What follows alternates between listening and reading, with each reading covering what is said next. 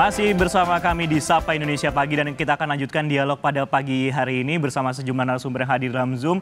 Kita lanjutkan perbincangan tadi yang sempat tertunda. Pak Ujang, ini tadi pas ketika ngomong cawe-cawe, PDI dari Pak Said Abdullah ataupun juga dari Bang Habibur Rahman ini langsung satu suara ini bilang nggak ada cawe-cawe. Nah kalau Pak Ujang sendiri melihatnya seperti apa? Karena kan Presiden juga mempunyai visi dan misi juga ke depannya, apalagi sempat disinggung juga masalah IKN juga dalam pidato negara ataupun juga kemarin dalam di Istana Negara ini upacaranya ada conference dengan IKN juga. Ini seperti apa kemudian cawe-cawe dan visi misinya dari Presiden ini untuk keberlangsungannya Presiden Jokowi ke depannya?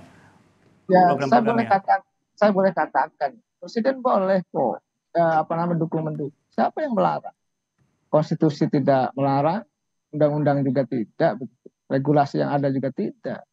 Cuma memang kan persoalannya karena presiden, karena orang kuat ya, orang hebat, punya power, kekuasaan yang besar. Jadi dikhawatirkan kan tidak adil. Kan itu sebenarnya, cuma itu aja. Kalau soal sebenarnya Pak Presiden mendukung Pak Capres tertentu, itu hak Pak Presiden sebenarnya dalam konteks itu gitu ya. Nah kalau dalam konteks cawe-cawe begini sebenarnya. Karena presiden ini kuat dalam sistem presidensial ya, kepala pemerintahan, kepala negara, maka sebenarnya ada beberapa partai, misalkan saya jelaskan ya, partai tertentu gitu. Ketika ingin munas gitu, itu ada dua syarat yang harus dimiliki oleh ketua umum yang saya sudah sebutkan. Itu yang pertama itu soal dia harus punya uang, yang kedua itu harus punya restu dari Pak Presiden. Karena ini kan persoalan. Dan ini kan tidak pernah dibantah ketika saya misalkan ya menjadi narasumber dengan partai itu gitu.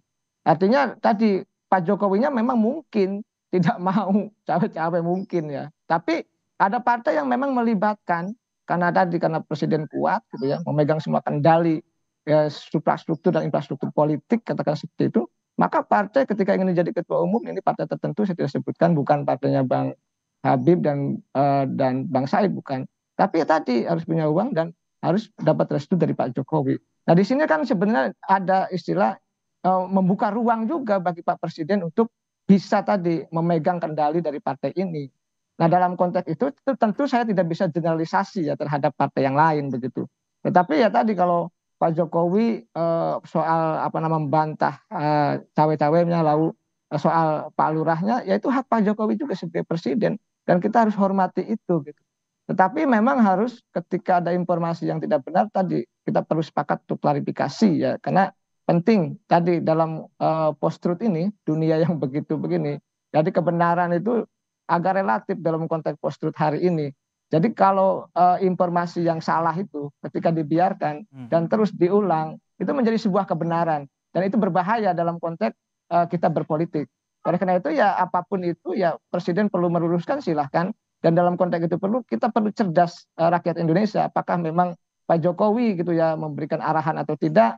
Ya itu tentu Pak Jokowi yang tahu. Tapi kita lihat selama kita berdemokrasi ya, soal dukung mendukung, Pak Jokowi punya hak.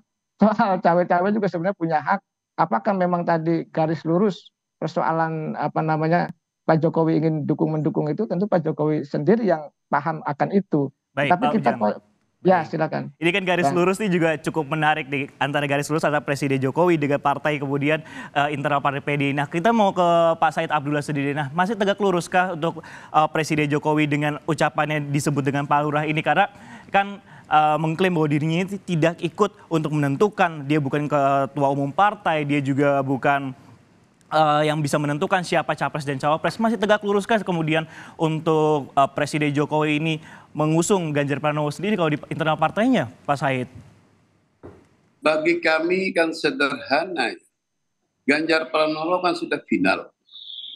Sudah menjadi bakal calon presiden.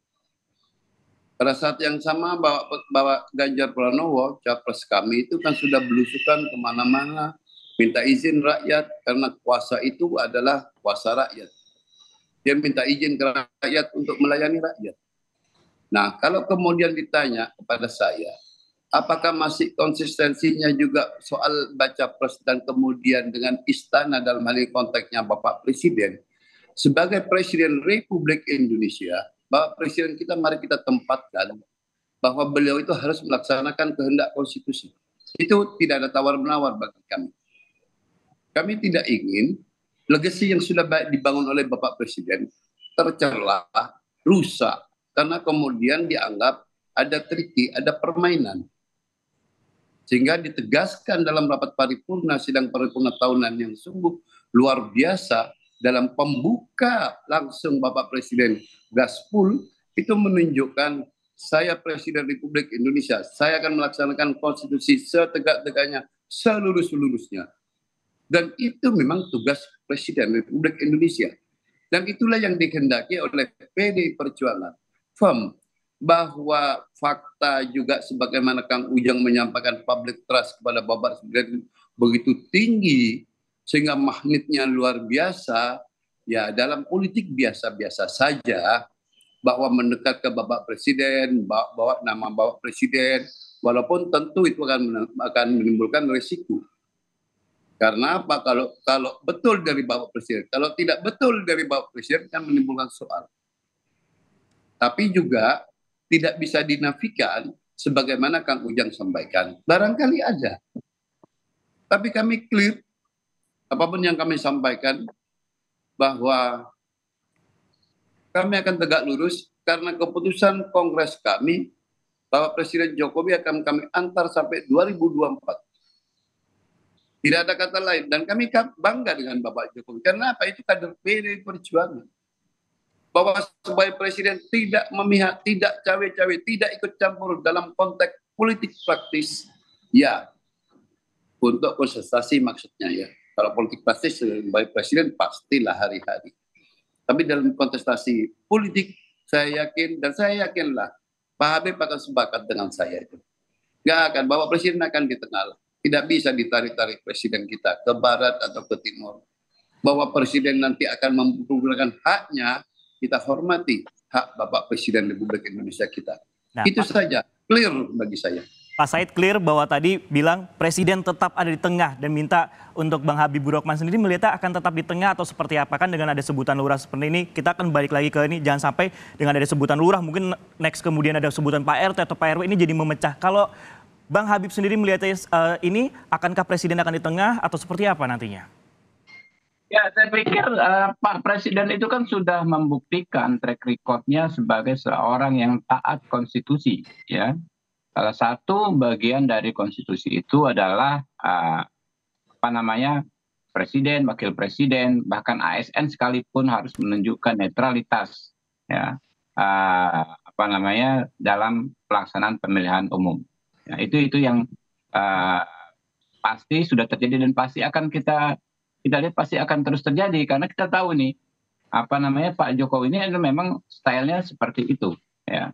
Tapi tadi kembali ke soal cawe-cawe, soal yang lebih besar, ya, bukan konteks pemiluan dalam konteks kepemiluan dalam konteks elektoral ansih, dalam konteks keberlanjutan pembangunan, ya, keberlanjutan segala program pemerintah yang saat ini sudah sangat berhasil. Nah, itu semua orang punya hak untuk dalam tanda kutip ya cawe-cawe, termasuk Pak Presiden sendiri, orang yang di puncak sistem yang memungkinkan ini semua terjadi. Kenapa ya?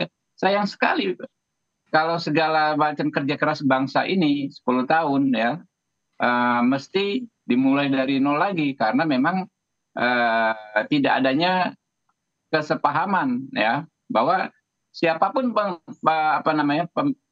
pemimpinnya yang akan datang, yang kita lihat ini kan kepentingan bangsa ke depan. Jadi jangan sekali lagi jangan terulang kembali ya, misalnya bangsa ini jadi ajang eksperimen, ya kan? Setiap ini kita nggak bilang konteks negara, mungkin di daerah juga banyak begitu. Setiap kepemimpinan yang baru mengeksperimenkan ya hal-hal yang dianggap baru untuk menunjukkan eksistensi si pemimpin baru. Nah ini tidak bisa karena kan ini bukan momentum yang sering terjadi ya. Momentum kita melompat ini saat ini itu momentum satu-satunya kali ya yang pernah terjadi selama ini untuk kita menjadi salah satu dari 4 negara ekonomi terkuat di dunia dengan bonus demografi yang luar biasa kemarin disampaikan juga Pak Presiden ya. Ini momentum yang baru pertama kali kita dapat gitu loh. Makanya istilahnya beliau benar-benar concern lah ya soal keberlanjutan ini gitu. Dan tentunya yang diharapkan tidak menghabiskan energi untuk hal-hal yang tidak penting dengan sebutan-sebutan Pak Lurah seperti ini, tapi fokus kepada keberlanjutan seperti itu ya, Bang. Ya itu dia ya. Kadang-kadang kan orang ya bukan hanya politisi, tetapi mohon maaf ya, kita semua termasuk teman-teman media kadang-kadang hal yang substansi itu nggak banyak dieksplorasi. Misalnya seorang politisi pimpinan partai bicara gagasan-gagasan besar selama 1 jam, yang dikutip yang 5 menit yang dianggap gimmick. Oh gimana? Oh iya nanti ada Pak Lurah dan lain sebagainya. itu. Baik, kita tangkap maksudnya ya Pak ya, tapi semoga tidak ada ke depannya. Ya. Baik, terima kasih atas perbincangan pada pagi hari ini di Sapa Indonesia Pagi. Ya, terima kasih Bang Habibur Rahman.